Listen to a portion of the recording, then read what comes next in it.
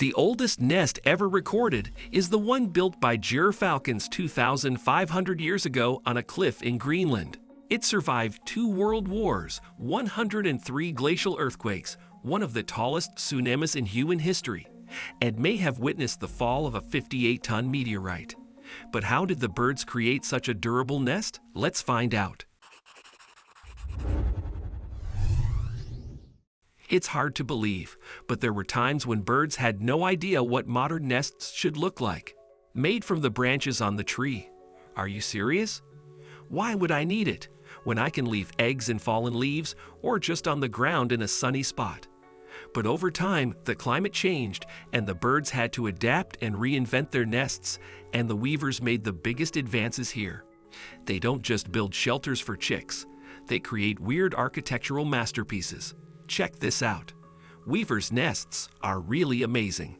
Seriously, if I didn't know that the birds did this, I would think a whole colony of some insects was busy here. But weavers got their name for a reason. They don't just build their nests, they essentially weave knit or sew it. To camouflage the nest, well, birds use carefully selected leaves, just like a professional tailor who won't work with bad fabrics.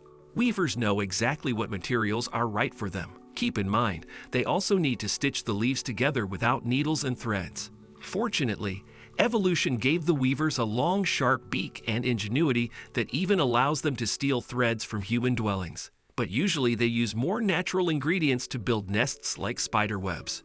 Excuse me, have you seen my web? I have no idea what you're talking about. In addition to carefully selected wide, strong leaves, weavers also use grass, and sometimes over 1,000 strands of grass go into one nest. They have to be green and new in order to bend better. Moreover, after drying, such grass becomes quite durable. It's like concrete. When applied right, it'll harden and strengthen the house after curing. Though, as I said, the weavers find it important to make their nests not only reliable, but also camouflage.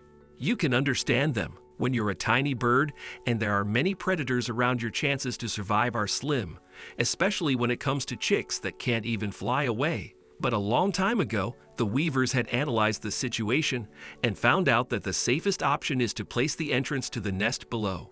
It's too easy to climb into the nest of any other bird, which rests on a branch or somewhere in a hollow. Not in this case. Scientists believe that the weaver family occurred in the mid-Miocene era. That is, they've probably been weaving their nests for 15 million years already. And if you haven't died out over such a long period, then you must definitely know your business. You can not only afford to build unusual nest, but also to invent a couple of rituals.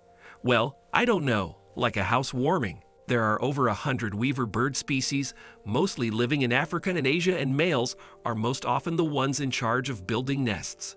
When the construction is complete, the bird announces it by flapping its wings and inviting the female to check out the work.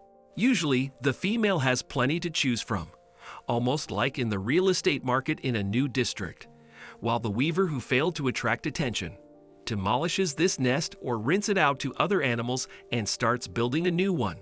During one mating season, a male can make several nests, but never become a parent. Probably frustrating to just give up on the work you put so much effort into, especially if you've done really well.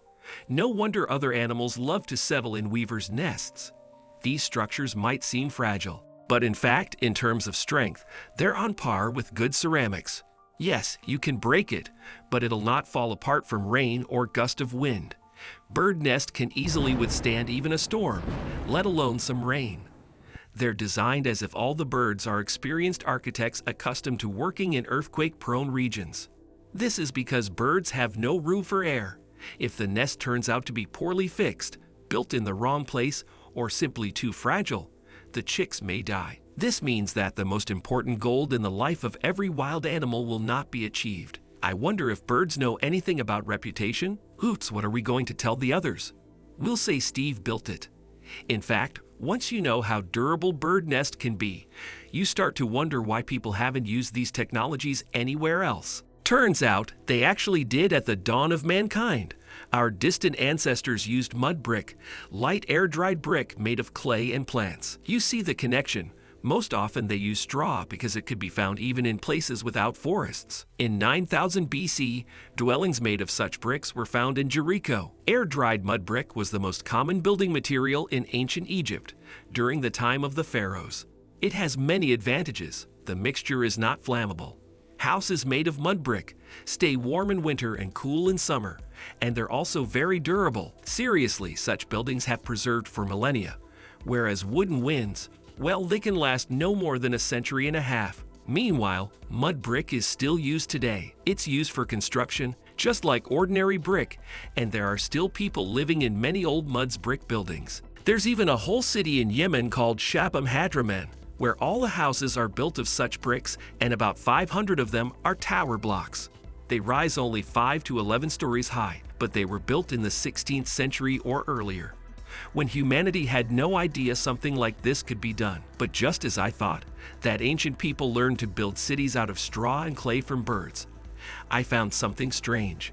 The weavers also have their own cities, or something like dorms, complex nests, where more than 100 bird couples can live at the same time. Each couple occupies its own chamber, and the whole building is very well designed, so that some chambers stay cool during the day and stay warm at night. There are separate sleeping and breeding chambers of ventilation system emergency exits, sharp sticks at the entrance to deter predators, in general, everything you might need. Remember that weavers rent out their dwellings to other animals. They willingly allow other birds into large nests, usually in exchange for information about new food sources. I wonder what kind of relationship the bird neighbors can have. I mean, are they getting along, or are they more like people? Someone stops too loudly. Someone took someone else's grass without asking, or ate a worm from the common fridge. And you know, it seems like we are similar to birds in some respects. If the birds are getting along well with their neighbors, they live happily and even age more slowly. The opposite is also true. If there are conflicts all the time, stress works the same way for birds too. However, if you choose the right community, there is a chance to live in peace and tranquility for a very long time. But back to the nest, do you remember that one, which is 2,500 years old? There are real battles for it, as if it were some kinds of castle in the Middle Ages. Gyrfalcons, who are not scared of cold, don't build nests. They use the ones built by other birds. Birds of prey only need to take a comfortable spot once, and that's it. They'll return there each year again and again and again. Over time, you won't see branches and other material. The nest is covered with a solid layer of dirt and bird droppings. Does this bother the gyrfalcon? Why would it?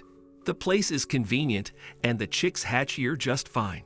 Moreover, there isn't much choice, so gyrfalcons are ready to fight for each nest like that. Especially with strangers like peregrine falcons, you have to admit it's difficult to strike a deal with someone when you're a bird of prey that urgently needs a nest. Now, if there was some kind of market in the animal kingdom where you could exchange goods and services, okay, I wouldn't talk about it without a reason. Here's a fact. Parrots can trade both in laboratories and in the wild. Many animals have been seen feeding their friends, but the African great parrots went one step further and wrapped their heads around the concept of money. Well, they tried. Scientists taught birds to exchange metal rings for walnuts and then paired them up with partners who had no currency. And the African gray parrots began to transfer the rings to their friends so that they could buy treats too. A little more and these guys will start speculating on the stock exchange. Though it's not very clear how such behavior can benefit birds in their natural environment. Forests, where African gray parrots live, are not famous for their walnut markets, which accept metal rings as currency. See you later.